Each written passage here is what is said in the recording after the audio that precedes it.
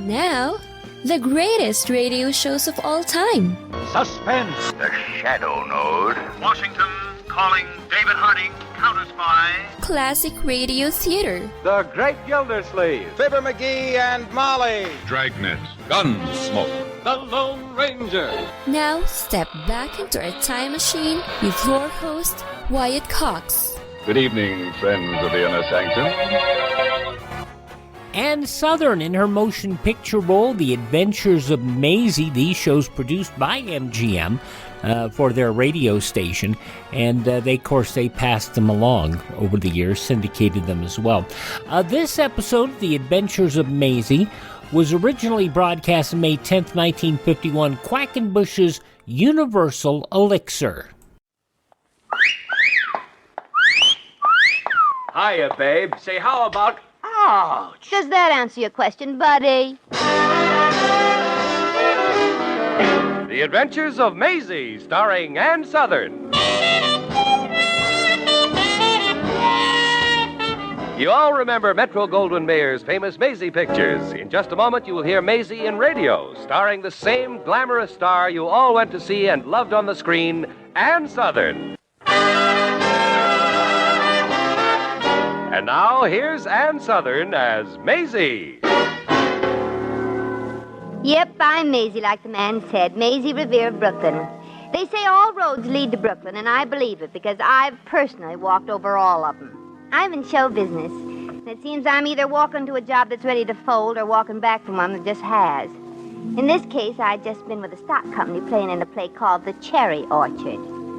I hope the audience has understood it. I didn't. And when they cut the orchard down in the last act, I wanted to go out and help chop. Well, this morning I was walking along the road in the rolling hill country, and the scenery and the clouds are so beautiful I could hardly feel the shellacking my feet were taking. Then I heard a car pull up behind me and stop. Good morning, young lady. Oh. Oh, don't be scared and dive into those bushes. Oh, hello. You'll pardon my presumptuousness, but may I offer you a ride in this ancient but honorable old chariot? Well, I don't know. Well, I always stop and ask every beautiful young girl if she wouldn't care to ride to the next town with the country's most notorious rake, woman chaser, and libertine. 50 years ago. Well, I must admit that's a very frank approach. Oh, yes. I've always found that honesty was the best policy.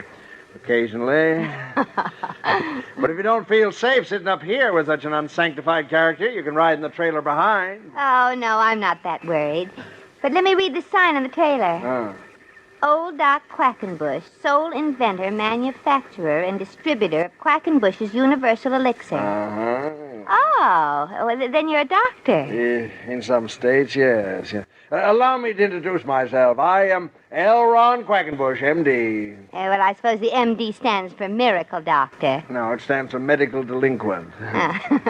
Well, my name is Maisie Revere. I'm glad to know you, Doc. Well, the pleasure's mine, Maisie. Well, here we go.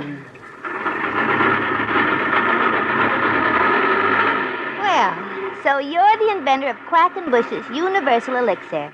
What do you mean by universal? Well, I call it that because everything in the universe is in it. It also happens to be good for almost anything you can think of. Cures everything from alcoholism to sobriety. Now, that reminds me, it's time to take my regular morning antitoxin now. You take the wheel for a moment, my dear, huh? Okay. Yeah, I got it right here next to my heart. What are you curing right now? Alcoholism or sobriety? Yeah. Ooh, that's wonderful stuff. One of my best batches yet. Well, Maisie, I've forgotten just what it is I'm trying to cure myself of, but I think it's old age. Yeah. Well, that took 20 years off my age. Well, let me know when you get back to 25, and I'll go back and ride in the trailer. That's a good point. How do you sell the stuff, anyway? Now, please, do not refer to the elixir as stuff. Oh, I'm sorry. Swill, yes, but stuff, no. When I tell you, I just park my trailer in a likely spot, I open up the collapsible stage, do a few magic tricks to collect a crowd, and then I give them the pitch. Well, gee, it doesn't sound very surefire, Doc. How you doing? Well, to be frank, only fair, yeah. I gotta admit that I'm always relieved when I go over a county line. You know what you need, Doc? Another shot of the elixir? No, you need a shill. Now, here's the way I see it. You do the tricks and start the pitch. Right in the middle of it, I bust in. I'm in agony. I'm suffering from acute choreopsis of the lobelia. Yeah, just a moment, my pretty wench. There might be a few flower lovers in the crowd who'd recognize that disease. Well, all right, it can be something else. But anyway, that'll attract a little attention, especially if I wear a bright red sweater. Now we're making progress. I'm ready to kick the bucket any minute. I'm in terrible shape. My dear young lady, your shape will never be terrible. Oh, don't interrupt. But thanks just the same. Famous for my veracity. I come up on the stage. I tell you that I've tried everything. I've been given up by the Mayo brothers, the Menninger brothers, and the Ringling brothers. I'm at death's door. And I pull you through. Well, don't you think we can use a little fresher material than that? Yeah, and I got carried away. Yeah. I come to you as a last resort. I'm desperate. You get out the bottle of Quakenbush's Elixir of Panther Oil and hand it to me. Oh, this is great, Maisie. I drink it. Slowly, a sensational change comes over me. I get better right in front of their eyes. I'm cured. I feel wonderful. I buy 10 bottles and jump off the stage and exit through the crowd. Followed by the entire high school basketball team. Yeah. Well, what do you think of it? Oh, it sounds absolutely perfect. But are you good enough actress to handle the part? Doc, I've been everything from Little Eva to the Hunchback of Notre Dame. I'll admit they weren't Broadway productions. They've been Fifth Road companies and Major Bowes units, but I've had plenty of experience. Well, Maisie, I'll make you a full partner. Shake, partner. And I think we ought to have a quick snort of Elixir to seal the bargain, huh? Here, you might as well know now what it tastes like. Okay.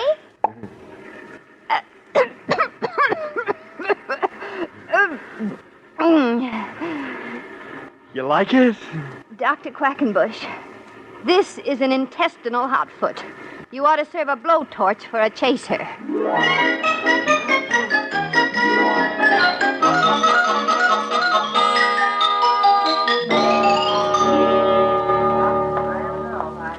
Here's your soda, good looking. Well, thanks, handsome. Maisie Revere. Gee, somebody knows me in this town. I hope it isn't the sheriff. Oh, Maisie, gee, it's wonderful to see you. Well, hello. Remember me, Steve Carmichael? Well, in those days it was Captain Steve Carmichael. Oh, sure. You were a doctor in the Air Force in England, and I was with the USO unit. That's right. Oh. You were going on a combat mission the next day. Yes. Or at least that's what you told me. Seems to me every guy I met was going on a suicide mission the next day. Well, Maisie, I was so crazy about you that I would have told you anything for that date. Do you remember it? I remember exactly how you looked. Be careful. It was pretty hard to tell how anybody looked in the blackout. Oh, I didn't have to see you. Every time a buzz bomb went off, you grabbed hold of me. Of course, I grabbed hold of you because I was a little scared, too. Yeah. As I remember, sometimes you didn't even wait for an explosion. Oh, Maisie, it was a wonderful night. I've never been so scared and so happy at the same time in my life. Yeah. Well, I guess this is the little town you told me about, Mm-hmm. The village square with the bandstand, the lazy river that winds through the town, and the city jail with your initials on the wall of cell number 5. I guess I did spend the evening talking about me, didn't I? Well, I had to keep you talking. I was afraid to let you change the subject. Well, did you hang out your shingle here? Yes, Maisie. And I've got a wonderful practice. You know, there have been 4 generations of Dr. Carmichaels in this town. Oh, well, I suppose you've already started arranging for a 5th. How many children do you have? Oh, now, Maisie, you didn't think I could ever marry anybody but you, did you? Come on now, Steve. You haven't been waiting for me all this time. You're smarter than that, I hope. I'm afraid not. Maisie, why didn't you answer the letters I wrote you? Oh, well, you know how it was over there. Guys were falling for girls they'd never think of twice about at home. Well, they were awful sweet letters just the same. Well, anyway, you're here now. What are you doing in town? In town? Mm-hmm. Oh, well, I'm just passing through. I have sort of an acting job waiting for me. Well, Maisie, I'm going to do my darndest to keep you here. And I'm going to start out right now by having you to dinner with my folks tonight. Oh, well, no, please, Steve. I'm not the girl you want. I've got the wanderlust. It's in my blood, just like show business. Well, I think I can give you something to remedy that. Wait here while I phone my mother and tell her the wonderful news. She's heard all about you. I'll only be a second. Oh, gee. Say, handsome. Anything you say, good looking. When Dr. Carmichael comes back, tell him I had to run and not to wait for me. I'll wait for you. Just give him the message. Haven't you got a message for me, too? Yeah. You make a very fine soda, jerk.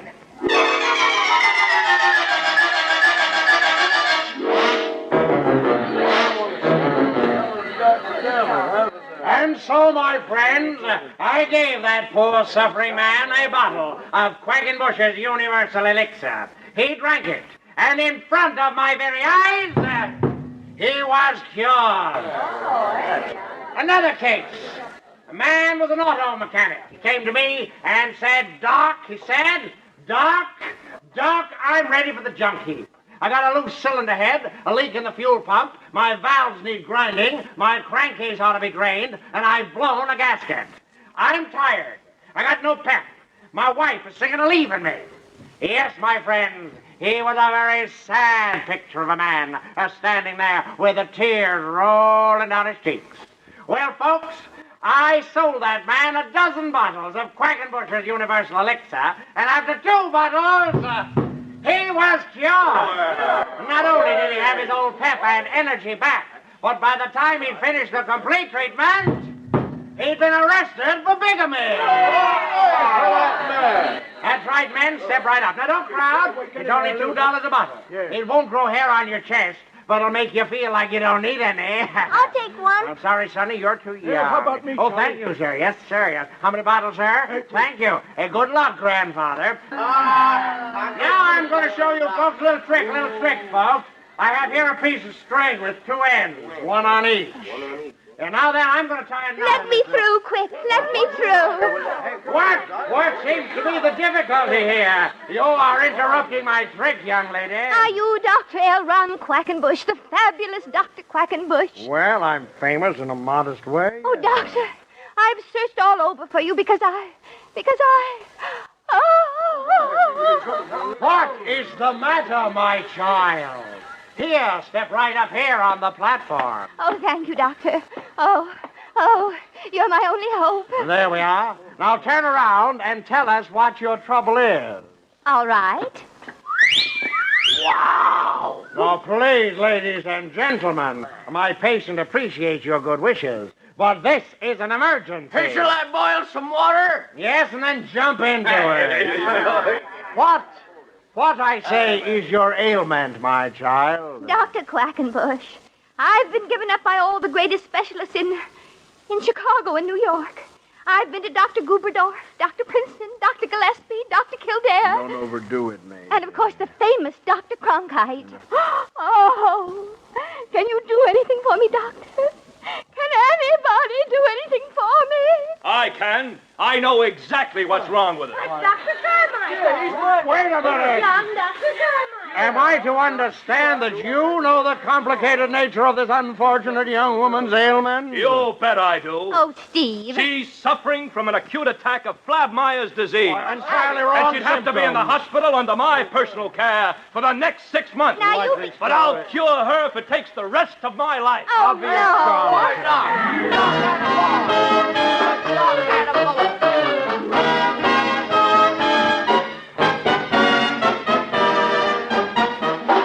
May 10th, 1951, The Adventures of Maisie on Classic Radio Theater with Wyatt Cox. Let's see, if something costs less, but people are happier with it, that sounds like something to look into, and that's MediShare. Maybe you've heard switching to MediShare to pay for healthcare can save the typical family $500 a month, and that's huge, but it's also true that people are way more satisfied after making the switch, too. The customer satisfaction rate for MediShare is double that of the typical health insurance plan. Double. MediShare works. It's been around for more than a quarter century, and members have shared more than $3 billion of each other's bills. People love having telehealth and a huge nationwide PPO network. So, yeah, you can save a ton and like it better. Imagine being happy with how you're taking care of your health care. So if you're self-employed or part of the gig economy, or you just want a plan you're happy with, you can call right now and get a price within 2 minutes. A very, very smart use of 2 minutes. Here's the number you need. 833-34-BIBLE. That's 833-34-BIBLE. 833-34-BIBLE. In and amongst other projects that Ann Sothern did in the 30s and 40s, she performed in 10 count them 10 motion pictures as Maisie Revere, as you're hearing here in this radio program. And it appeared on 2 different programs of The Adventures of Maisie, CBS 1945 to 47, and on Mutual, and of course the syndicated shows that we're hearing here. Suffice it to say, Maisie made a lot of money for Ann Sothern and for MGM. May 10th, 1951, The Adventures of Maisie continue now on Classic Radio Theater with Wyatt Cox. And now, back to Maisie. Dr. Robinson is wanted in surgery. Dr. Robinson is wanted in surgery. Wonder what old Butterfingers has done this time. Last month he sewed up a tennis racket inside. Oh, my gosh, is this thing still on? Holy! And how are you feeling today, Maisie? Oh, Steve, you louse. Oh, no kidding, gorgeous. How are you? If you want to find out how I am, look at the chart at the foot of the bed. Oh, yes, of course. I'll look. Some doctor, I'll say. I'm feeling the same as I was yesterday and the day before and the day before that. I'm fine. Yes, but according to your chart, you're not quite as mad as you were. I see here that your temperature has dropped down to 115. Well, you'd be mad, too, if somebody kidnapped you off a stage and put you into a hospital. That was the best acting job I've had in a long time. Acting? You were just a live commercial for a bottle of souped-up soda pop. No. Oh, but, Maisie, of course you did look pale and beautiful, dying with the ravages of Flabmeyer's disease. Steve, make him give me back my clothes, huh? When are you going to say you'll marry me, Maisie? Oh, Steve, you're a wonderful guy, and I do like you a lot. Maybe even a little more, but, gee, I don't know. I wouldn't make a good doctor's wife. Calling Dr. Carmichael. Dr. Carmichael, report to the clinic, please. Well, Maisie, I've got to go. They're calling me. I'll be back later. Come in. Oh, how are you? I thought you'd moved on. What, and leave you in the sink of iniquity? Never. Oh, Dr. Quakenbush, may I present Dr. Carmichael? Oh, how do you do? It's a pleasure to meet you, Doctor. I was just leaving. I hope you won't mind. On the contrary, you've doubled my pleasure. What you got there for me, Doc? Oh, just some flowers, Maisie. Little token of my undying esteem. Aw, they're lovely. Thank you. Well, I'll be frank and say I didn't buy them, but there was a wedding going on as I walked down the street. I joined the guests momentarily and picked up these flowers. Great Scott, I hope it was a wedding. I don't know. These are lilies.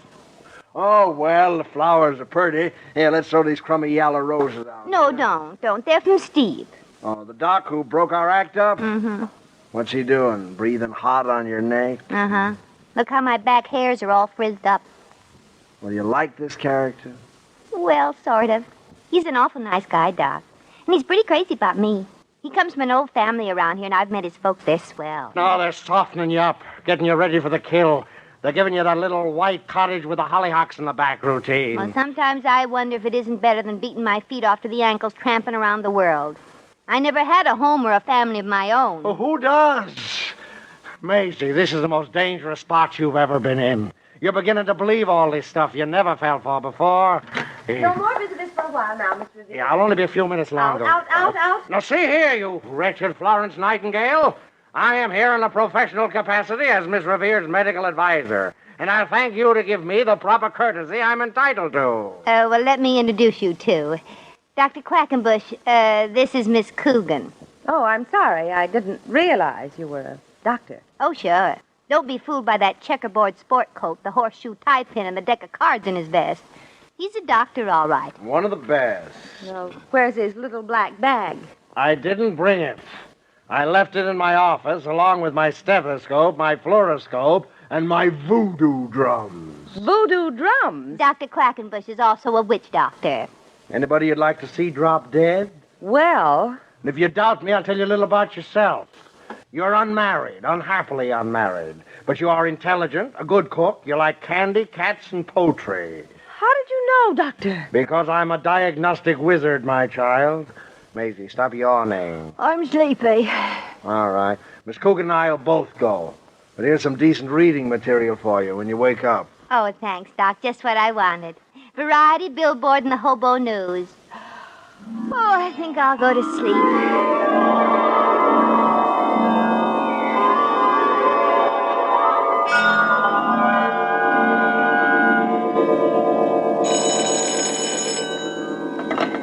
Dr. Carmichael's residence. Oh, hello, Mrs. Delphian. This is Mrs. Carmichael speaking. Maid's day out, you know. Dinner at the country club? Oh, Stephen and I would be delighted. So nice of you to think of us. Yes? Oh, yes, thank you. Bye. I'm home from school, Mom. Oh, Stevie, don't slam the door, dear. Okay. What'd you do in school today? We wrote themes on the subject of what's wonderful about my mother. Oh, well, I hope you could think of something. I said you were the only woman in town who'd been shot out of a cannon. Oh, yeah. In those days, I was a perfect 16 gauge. I also said you used to do the hula on a sideshow. Stevie. Well, I was just kidding. And besides, this is only a dream. Oh, yes, I forgot. Of course, it's true. It's true. Oh, hello, darling. Hiya, gorgeous. Hello, Stevie. Hi, Pop. Well, here comes the mushy stuff. Oh, I'm crazy about you, Maisie. And you're looking more beautiful than ever. Gee, you tell me that every day, and do I love it. Any calls for me? Yes. Helen Thorson, she's a pretty girl. Lydia Brown and Roberta Cassidy and Mrs. Wilkerson. Oh, I wonder what they want. You, I suppose. Oh, yes. I wish you could confine your practice entirely to old men. Oh, now, Maisie, you don't worry about me, do you? Oh, dear. From May 10th, 1951, The Adventures of Maisie here on Classic Radio Theater with Wyatt Cox. We'll hear the conclusion of Maisie along with another episode of the soap opera Claudia. But first, these important words. Radio? Why should I advertise on radio? There's nothing to look at, no pictures. Listen, you can do things on radio you couldn't possibly do on TV. That'll be the day. All right, watch this. Okay, people, and now when I give you the cue, I want the 700-foot mountain of whipped cream to roll into Lake Michigan, which has been drained and filled with hot chocolate. Then the Royal Canadian Air Force will fly overhead towing a 10-ton maraschino cherry, which will be dropped into the whipped cream to the cheering of 25,000 extras. All right, cue the mountain.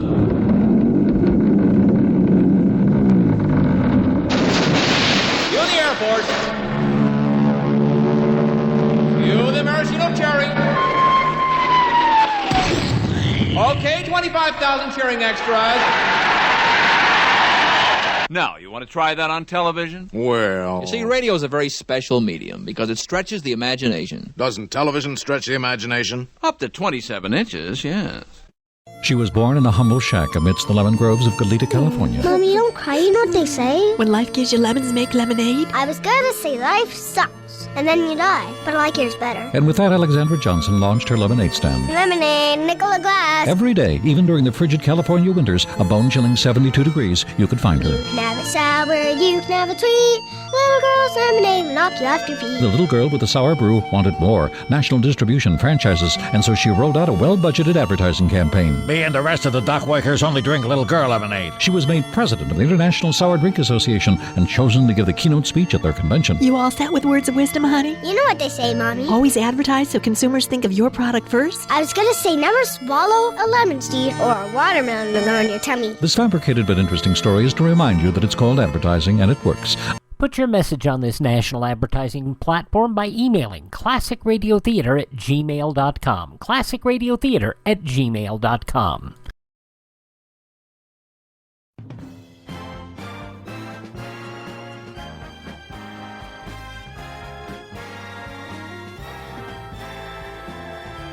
Now on Classic Radio Theater with Wyatt Cox, the conclusion of The Adventures of Maisie, starring Ann Sothern, May 10th, 1951. Maisie? Maisie? Maisie? Wake up, Maisie. Maisie. Oh, where am I?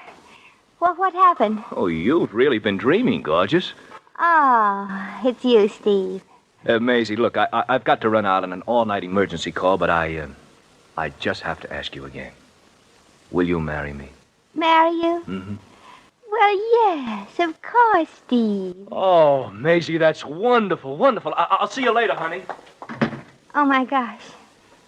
What in the world did I say?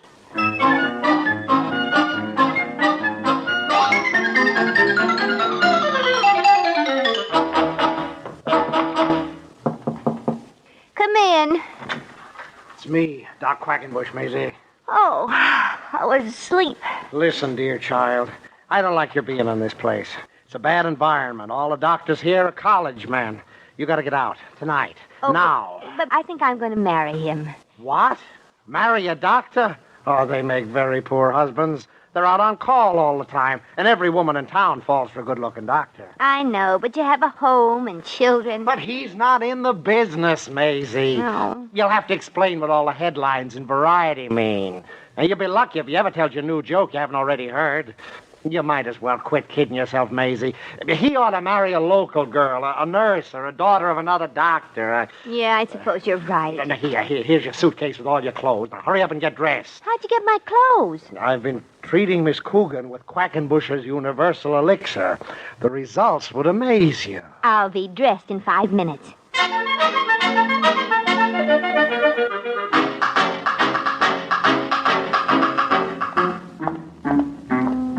Are you sure we can get past Miss Coogan, Doc? It's a cinch.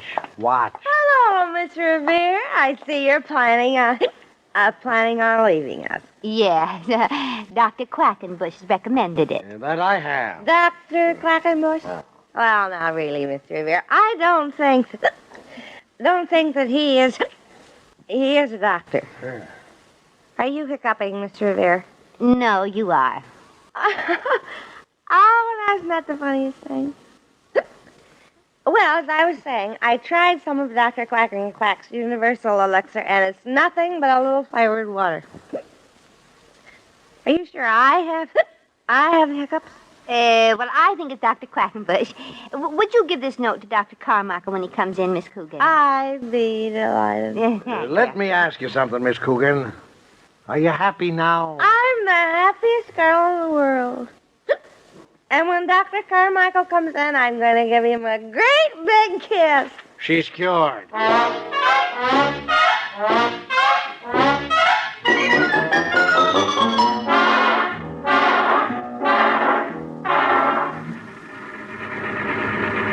Well, there's the sun coming up, Doc. Yeah, Maisie, it's the dawn of another day. Yeah. The world lies before us, full of adventure, excitement, and suckers to sell the elixir to. I think I'll stop the car a moment so we can get the full treatment, eh? Oh, it sure is beautiful. Yeah. Tell me honestly, Maisie, are you glad I got you away from that guy? What guy? Oh, you mean Steve? Never mind, you just answered my question. Well, he was a swell guy, Doc. But show business is my business, and I guess it always will be. I hate to admit it, but I'm looking forward to putting on the symptoms of Flabmeyer's disease at the next town. You're a real trooper, Maisie. Yeah, this is the life for me. That's good, daughter. Yeah, I owe you a lot, Doc. Why, if it hadn't been for you, I might have been happily married the rest of my life. And now, once again, here's Maisie. Well, that was the closest I've ever come to getting married willingly. I've been closer unwillingly, but that's another story. In that case, the guy had a gun, and, well, I'll tell you some other time. As for Steve, I got a letter from him in care of Billboard a couple of weeks later.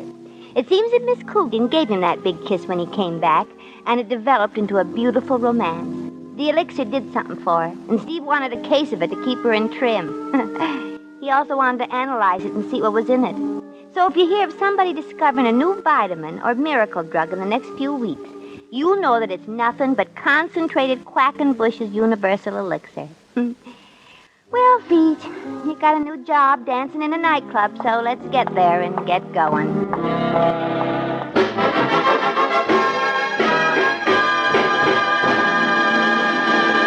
You have just heard The Adventures of Maisie, starring Ann Sothern. Maisie was written by John L. Green. Original music was composed and conducted by Harry Zimmerman. Supporting cast included Hans Conried, Johnny McGovern, Virginia Gregg, Sidney Miller, and Peter Leeds. John Heaston speaking. May 10th, 1951, The Adventures of Maisie, starring Ann Sothern on Classic Radio Theater with Wyatt Cox. Are you suffering with arthritis or osteoporosis? Do you have diabetes? Did you know that these are just two of the hundreds of diseases that have seen improvement with Dr. Wallach's incredible longevity products? You can't get them at a health food store. The only way to get them is to call us at 800-214-0065. That's 800-214-0065. Do you have heart disease, fibromyalgia, or high blood pressure? Do you have a terrible time losing weight? Dr. Wallach can help. He was a veterinarian and cured diseases in animals. He felt that he could do the same for humans, so he became a physician. Over 50 years of research and helping people like you goes into every bottle of Dr. Wallach's amazing discoveries. Do you want to feel better? Learn how to treat the cause of your problem rather than covering up the symptoms with drugs. Call 800-214-0065. That's 800-214-0065. Now on Classic Radio Theater with Wyatt Cox, another episode of the soap opera Claudia. This episode originally broadcast May 10th, 1948, and it has to do with parking the car. It's New York City, so it's parking the car. In Boston, it's packing the car. And now, Claudia.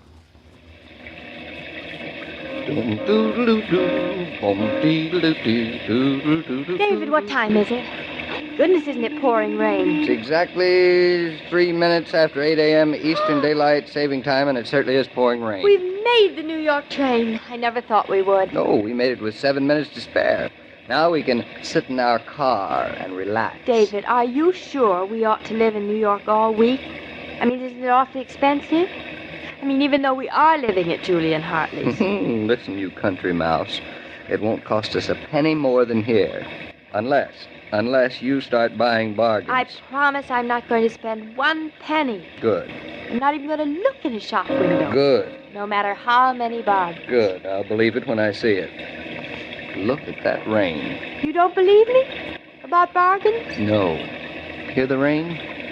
You know, I thought it was April showers and May flowers, not the other way around. This is no shower. It's a junior grade flood.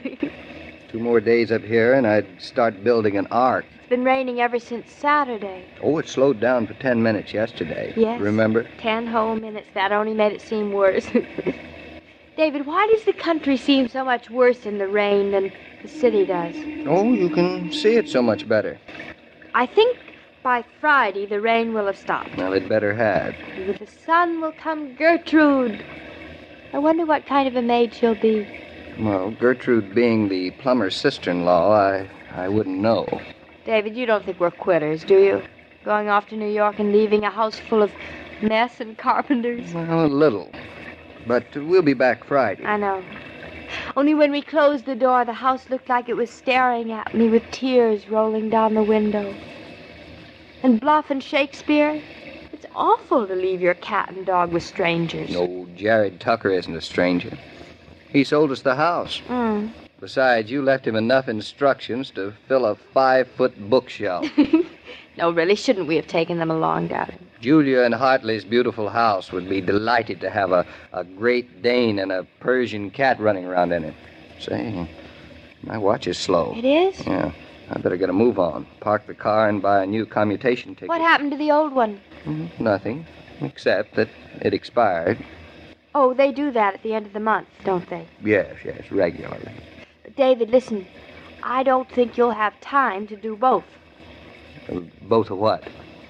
Buy the ticket and park the car. Oh, this couldn't be a plot, could it? A plot? What do you mean? I mean, it couldn't be, you want a last chance to get your hands on the wheel before you get orders from Dr. Rowland to stay out of the driver's seat. Oh, now, come on. The parking place is only just across the street. But it's pouring. I have an umbrella. Besides, it's worse for me standing in lines to buy tickets. Anyway, it looks like the shower's over. It does, doesn't it? All right, Barney Oldfield. Take her away. Sometimes you're so sweet. I almost love you. Never mind that. Now meet me on the platform in exactly 3 minutes and a quarter. Hey, you forgot something. What? Let's see, I got our suitcases. You didn't kiss me goodbye. For 3 minutes and a quarter, it doesn't pay. Oh, don't be such a gentleman. All right. Consider yourself kissed. Now, I don't want to miss our train. I've got a client coming at 10. I'll consider it.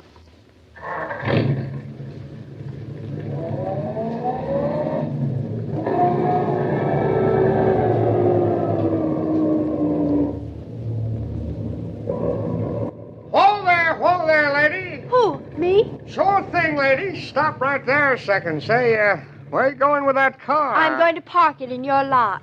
Isn't that right? Good enough. That's fine. Here's your ticket. That'll be 35 cents. Let's see. 25, 35. Here you are. Yeah? And here's your ticket. Thank you. Say, tell me, lady, how long you planning on being here? Me? Yes, ma'am, you? Oh, about 3 minutes. I'm catching a train to New York. I'm sorry, lady. Let me make myself clear. What train are you coming back out on? Oh, we won't be back until Friday. Until Friday? Mm-hmm. Why didn't you say so before? Well, I did. As soon as I knew what you wanted to know. You can't put that car there if you're going to leave it here.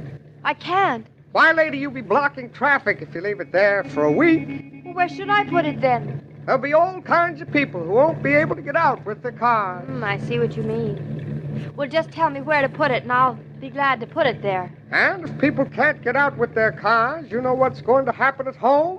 The lamb chops will get burned. Lamb chops? Tell me where to put the car, and they won't get burned. And when the lamb chops get burned, everybody's going to get sore.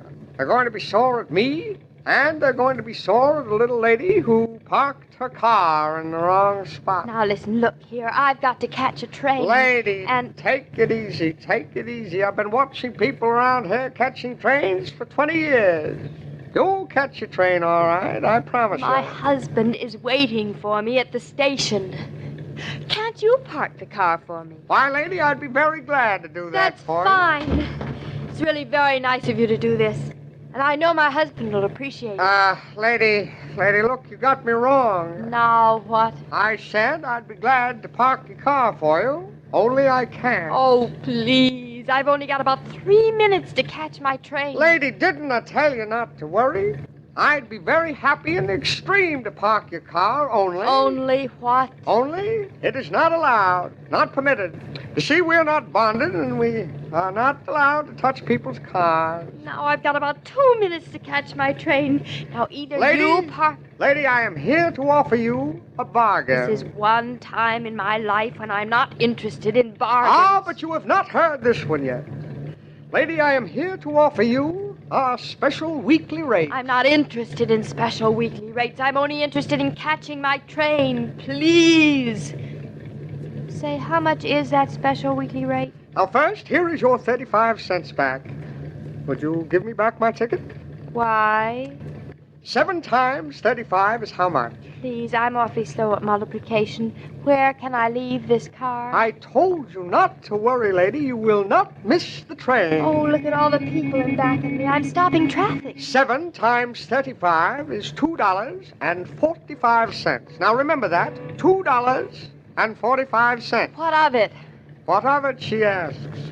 Now, I am going to make you a special rate of $2. Flat. $2. How do you care for that? Please, where can I park my car and I'll go away and never bother you again, I promise. A saving to you, madam, a net saving of 45 cents. Do you realize in these inflationary times what it means? A savings of 45 cents? I'm not interested in inflation or in anything except parking my car. And my husband is waiting. Okay, lady, okay. Let it never be said that Lewis used unfair means on anyone. Let it never be said. You can park your car over there, yes. Here, I'll just jump up on the running board and direct you. Oh, thank you. Now, right over there, lady.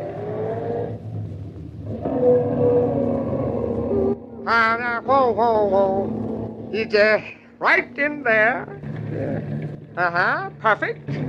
Very, very neatly done for a lady. For anybody. That's it. Now, just slide it in there as nice and easy as a sardine. Nifty, lady. Positively nifty. I thank you. How much did you say I save? Why, 45 cents. And, madam, that is not the half of it. Oh? For the weeklies, as I call them, I wash your car once over lightly the day before you take it away. You do? How lightly? Well, usually I charge at least, if you'll pardon the expression, another 6 bits for a job like that. I don't know why I'm listening to all this, because I have to catch a train. 75 cents and 45 cents. How much is that? $1.10. I should say $1.20. $1.20. Why, practically buying your ticket all the way to dear little old New York. You mean I can go all the way to New York for nothing? I can't resist. Here you are, $1, $2. Thank you, madam, thank you. And you'd better hurry. Your train is just coming in now. Oh! Now look what you made me do. Now I've got to rush. Hey, lady, watch where you're going. Those cars mean business, you know. Claudia! What on earth happened to you? I thought you decided to walk to New York. Well, I made it, didn't I? Just about. I think that after getting here practically half an hour early, I almost missed it. This is no time for philosophy. Now, here you go up on the car. I'm up. Thank goodness we did make it. Now we're off. David. What? Darling, I did it again. You did what again? Well, another bargain. In 3 minutes and a quarter. I don't know what comes over me when I hear that word. Ooh, just a mild sort of voodoo. It's just like being hypnotized. When somebody says bargain, you could stick hatpins right through me. I'd never feel it. Well, was it a good one this time? Wonderful. I saved $1.20. That's fortunate. Here, we can sit right here. Oh, wonderful. How? Well, I paid a whole week's parking crossing the station. Say that again. I paid for a week. It saved $1.20. That's what I thought you said. The only trouble is, David, we have to stay a week, or it isn't a bargain. Oh. Well, let me let you in on a little information. It isn't a bargain anyway. Well, I'll add it up for you. Don't bother. I added it up last week. He offered me the same Yankee bargain. Say that again. In days gone by, that Connecticut character would have been peddling wooden nutmegs and selling them to people like you. I don't get it. All right. How much is it a day? 35 cents. And 5 times 35? Is... exactly $1.65. $1.35 times 7 is... David, you can't add. No, but I can multiply. Well, if you can multiply correctly, it's $1.75. Oh, it is it? Well, that's beside the point. And what were you doing when you paid $2 then? Me? Oh, I was buying wooden nutmegs. Some women take household chores in their stride, working comfortably through the day. They regard the job of homemaking as their husbands regard their office and factory jobs. And they know it's wise to take time out every once in a while to relax. They keep the refrigerator well stocked with Coca-Cola so they can reach for an ice-cold bottle of Coke and enjoy the pause that refreshes. How's your supply? Better put Coke on today's marketing list. You know something, Mr. King? Well, what's that, Louis? I just realized that's the Norton's car. Say, they paid me for the week already. I have to give the little lady her money back. I'm sure she'll be relieved to get it, Louis. Say, how come they're rushing to New York that way? Mrs. Norton, Claudia, has to see the doctor, Louis. Well, nothing serious, I hope. Well, I hope not, too, Louis, but we really won't know till tomorrow. Is that a fact? Well, keep me posted, Mr. King. I'll be seeing you. So long, Louis. And as I was about to say, every day, Monday through Friday, Claudia comes to you transcribed with the best wishes of your friendly neighbor who bottles Coca-Cola. So listen again tomorrow at the same time. Yes, indeed. Yes, indeed. Wooden nutmeg. May 10th, 1948, Claudia on Classic Radio Theater with Wyatt Cox. Thanks for tuning in. Please thank this station and support their advertisers. It's their kindness and courtesy that allows us to be with you each and every time we roll around here on your favorite station. And don't forget, we produce 21 hours of classic radio theater each and every week. If you miss it here, you can also hear our shows on iHeart Radio, Spotify, Spreaker, TuneIn, Apple Podcast, Google Podcast, Amazon, or Facebook. Just search for Classic Radio Theater with Wyatt Cox. That's Classic Radio Theater with Wyatt Cox. And you can also hear them through my webpage, which is at classicradio.stream. That's classicradio.stream. You can stream our shows there. contact me there. Learn more about classic radio collecting, and you can also find our social media links at classicradio.stream. Have a great day. Tell all your friends the great radio shows are right here at this spot on the dial. Classic Radio Theater with Wyatt Cox on your favorite radio station.